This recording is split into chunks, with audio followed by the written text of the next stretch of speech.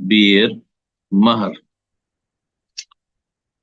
নারীদের একটি অধিকার, বিয়ের সময় যা সাব্যস্ত হয় কোরআন সুন্নাহর আলোকে এবং কোরআন এবং সহিহ সুন্নাহ দ্বারা প্রমাণিত, তা হচ্ছে মাহার, বা যেটিকে আমরা মোহর বলি।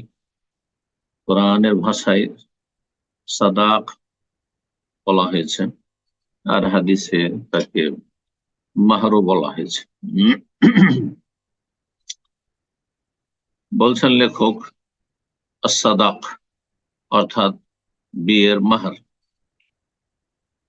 তারপরে লেখক বলছেন যে আল্লাহ রাব্বুল আলামিন নারীদের কে সম্মানিত করেছেন এই মাহারের মাধ্যমে। মোহর নির্ধারণ করে বা মোহরের বিধান আল্লাহ রাব্বুল আলামিন প্রণয়ন করে নারী জাতিকে সম্মানিত করেছেন এবং তাদেরকে ন্যায্য অধিকার দিয়েছেন। তাদের ব্যক্তি মালিকানা রয়েছে, এ কথাও আল্লাহ রাব্বুল আলামিন সাব্যস্ত করার মাধ্যমে। যেহেতু নারীদের বিয়ের সময় একটি হক হচ্ছে মাহার দেওয়া, সুতরাং এখান থেকে স্পষ্ট হয় যে মাহারের মালিক সেই মেয়ে যে বিবাহ বসছে। যেমন পুরুষদের ব্যক্তি মালিকানা রয়েছে, তেমনি নারীদের ব্যক্তি মালিকানা রয়েছে। সেই মালিকানায় কেউ হস্তক্ষেপ করতে পারে না। আল্লাহ রাব্বুল আলামিন বিয়ের ক্ষেত্রে নারীদের মাহারকে ফরজ করেছেন। এটি ফরজ, বিয়ে হলে মাহার ফরজ। নির্ধারণ করেন আর না করেন, মাহার হচ্ছে ফরজ। নগদ দেওয়া হয়েছে সুন্নাত, আর ধার বাকি জায়েজ রয়েছে। ফুকাহায়ে কেরামগণ এটিকে অন্যান্য ঋণের মতো জায়েজ বলেছেন। নবী সাল্লাল্লাহু আলাইহি ওয়াসাল্লাম সাহাবায়ে কেরামদের সুস্পষ্ট আদর্শ সুন্নাহ হচ্ছে নগদ মোহর দেওয়া, এবং এই অধিকার নারীদের জন্য আল্লাহ ফরজ করেছেন পুরুষদের উপর। যে ব্যক্তি বিয়ে করবে, যে পুরুষ, সে এ অধিকার প্রদান করবে তার স্ত্রী। এর মাধ্যমে, মাহরের মাধ্যমে ইউকরে মহাবিহা, তাকে সম্মানিত করবে, তার সম্মাননা। এটি জাবরান লেখাতে রেহা, তার মনের সান্ত্বনা হবে এতে। কারণ একজন মেয়ে বাবার বাড়িতে ভাই বোনদের সাথে, আপনজন প্রিয়জনের সাথে, নিজের পরিবারে রাজকন্যার মতো প্রতিপালিত হয়েছে, কত আদর স্নেহের ছিল।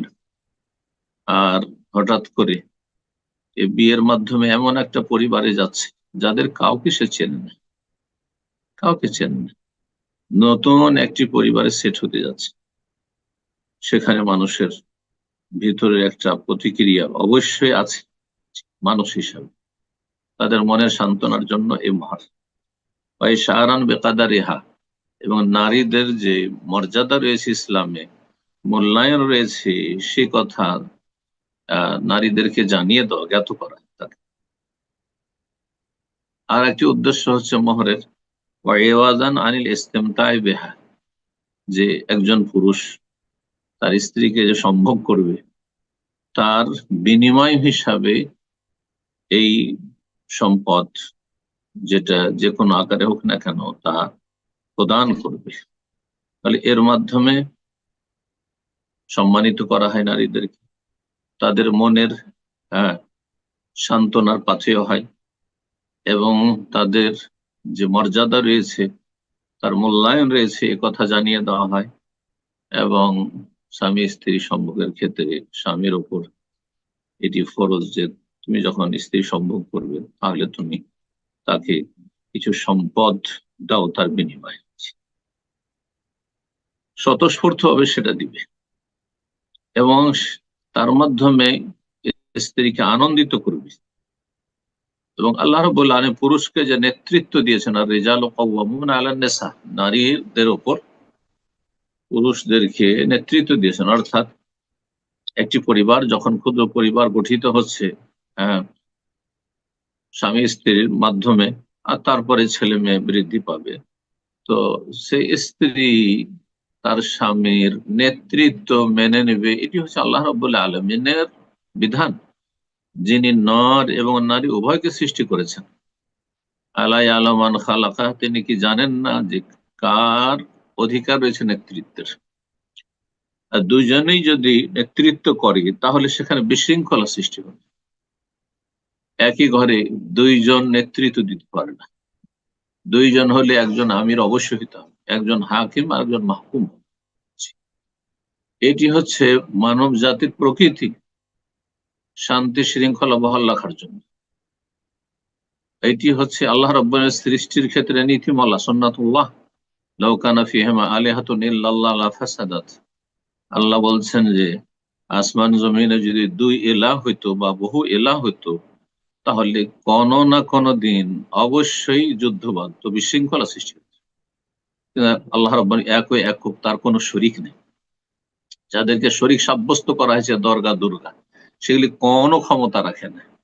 তাদের যদি কোনো ক্ষমতা থাকতো, সবাই একজোট হয়ে রব্বুল আলামিনের বিরুদ্ধে তারা যুদ্ধ ঘোষণা করত। কোনো ক্ষমতা নেই তাদের। জি, একক মালিক আল্লাহ রাব্বুল আলামিন। জি, আসমান জমিন, দুনিয়া এবং আখেরাত সবকিছুর আল মালিকুল ওয়াহিদ আল আহাদ রব্বুল আলামিন। জি, যখন তিনি একক মালিক, তখন যাবতীয় ইবাদত বন্দেগী হবে শুধুমাত্র তার জন্য। ওয়ালা ইউশরিক বিইবাদাতি রাব্বিহি, রবের সাথে কাউকে শরীক করা চলবে না। সবচেয়ে বড় অপরাধ আল্লাহর অংশীদার স্থাপন করা। মাহরের কথা কোরআনে কারিমে এসেছে, সূরা নিসা আয়াত নম্বর 4। আল্লাহ ইরশাদ করছেন, ওয়া আতুন নিসা সাদাকাতিহিন্না নিহলা, তোমরা নারীদেরকে তাদের মাহার দিয়ে দাও। সাদাকের বহু বচন হচ্ছে সাদাকাত। তাদের মাহার বা মোহর দিয়ে দাও স্বতঃস্ফূর্তভাবে, খুশির সাথে। জি, মনোকষ্ট নিয়ে নয় যে ব্যথা লাগছে, দিতে কষ্ট লাগছে। মোহর আদায় করে দাও, আল্লাহ রাব্বুল বলছে, দিয়ে দিতে বলেছেন আল্লাহ রাব্বুল। নারীদেরকে দিতে বলেছেন। জি, আসল মালিক হচ্ছে আপনার স্ত্রী, তার বাবা নয়, তার ভাই নয়, জি, তার পরিবারের লোকেরা নয়। তারপরে যদি সে মেয়ে কাউকে দেয়, আল্লাহ বলছেন ফাইন তিবনা লাকুম আন শাইইন মিনহু নাফসা, তারপরে নারীরা যদি স্বতঃস্ফূর্ত ভাবে, সন্তুষ্ট চিত্তে এই মাহারের কিছু অংশ স্বামীকে দিয়ে দেয় আর কাউকে দিয়ে দেয়, তাহলে ফাকুলু হানিআম মারিয়া, তাহলে তোমার বড় তৃপ্তির সাথে সেটা ভক্ষণ করতে পারো। কিন্তু তাদের অসম্মতিতে, তাদেরকে অসন্তুষ্ট করে, গায়ের জোরে তাদের এই মাহারের টাকা তোমরা দেবে না, যেমন এই বাঙালি সমাজের অধিকাংশের বিয়ে সাথে। বাকি আর বাকি মানে ফাঁকি, যারা বাকি করে তারা ফাঁকিবাজ। আল্লাহ হেদায়েত দান করুন। সুন্নত মোতাবেক বিয়ের শাদী সম্পাদন করো তৌফিক। আর দিয়ে দেওয়ার পরে যদি সে মনে করে যে আমি কাউকে দেবো, স্বামীকে কিছু দেবো, আর কাউকে কিছু দেবো, অথবা প্রয়োজনে আমি খরচ করবো, তার ইচ্ছে, যে কাউকে দিতে, সেখানে বাধা দেওয়ার কোনো অধিকার তার স্বামী।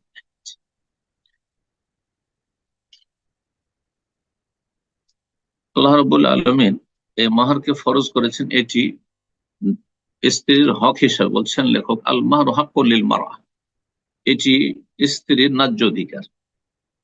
ইয়াজিবু আলা রাজুলি দাফউহু লাহা, স্বামীর জন্য ফরজ তাকে সেটি হস্তান্তর করবে, দিতে হবে তাকে।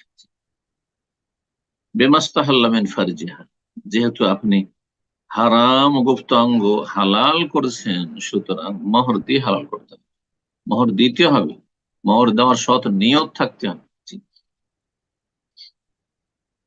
আর তারপর বলছে ওয়ালা ইয়াহিল্লু লিআহাদিন আন ইয়াখুযা মিনহু শাইআন ইল্লা বিরিদাহ, কারো জন্য জায়েজ নয়, স্বামীর অথবা তার নিকটাত্মীয়দের, যে তার মোহরের কোন অংশ বা কিছুটা নিয়ে নেবে ইল্লা বিরিদাহা, তার সন্তুষ্টি ছাড়া, সম্মতি ছাড়া। যদি সে স্বেচ্ছায় দেয় তাহলে ভিন্ন বিষয়। বাবা প্রতিপালন করেছে, এই জন্য বেশ কিছু ফোকাহারা বলেছেন বাবা যদি মনে করে যে যে মাহার নেওয়া হয়েছে সেখান থেকে সে এতটুকু নেবে যাতে তার মেয়ের কোনো ক্ষতি নেই, মেয়ের কোনো ক্ষতি নেই, আর সে মেয়ের নিরীহ নাই, তার এমন যে প্রয়োজন আছে তাও নাই, তাহলে জায়েজ রয়েছে। কিন্তু যদি যে মেয়ে বিয়ে বসছে তারই প্রয়োজন রয়েছে, অথবা এতটা নিয়ে নিল যাতে সে মেয়েটি ক্ষতিগ্রস্ত হবে, তাহলে তার বাবার জন্য জায়েজ না।